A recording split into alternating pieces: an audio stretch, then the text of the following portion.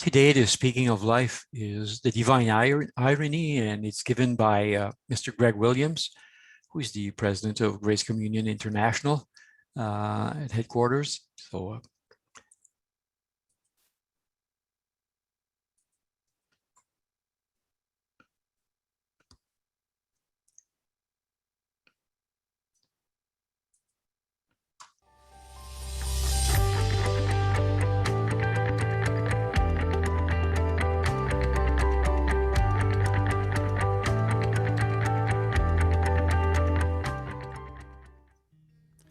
No other writer in the New Testament uses metaphors of combat and conquering more than the gentle apostle John.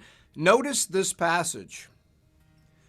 For whatever is born of God conquers the world, and this is the victory that conquers the world, our faith. Who is it that conquers the world but the one who believes that Jesus is the Son of God? After reading about the conquests, you can almost hear a chorus from the rock band Queen singing, "We are the champions. No time for losers because we are the champions of the world." These kinds of words, conquer, overcome, hit our modern ears in a strange way when applied to Jesus. Normally, the words love, forgiveness, and gentleness come to mind when we think of him. We think of Jesus as the great comforter and healer and redeemer before we think of him as conquering king. Add to that, in the modern dialogue, the trend is towards celebrating all worldviews and faiths as if they are equally valid and equally coherent. But the Christian calling is different. Jesus isn't one Savior among many. He isn't just another dish at the smorgasbord of philosophy and religion. He is King.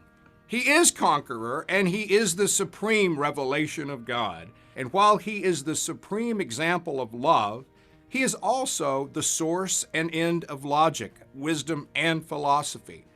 The universe without him doesn't exist. Paul said that Jesus is before all things, and in him all things hold together. As Christians, we hold that there is one answer for the human condition and one response to the ultimate question: Jesus. The same Jesus who conquered the world by love, in a world where strength and ruthlessness seemed to be what got you ahead, Jesus came to change the equation. The great irony of Christ was that he conquered by surrendering. He was declared king through forgiveness, and he has conquered all. And that's why we are committed to the exclusive truth of the gospel, and we accept the challenge of how to convey this truth with grace and love to those outside of conscious faith. The fact is that all roads don't lead to Rome, and all worldviews are not different ways up the same mountain.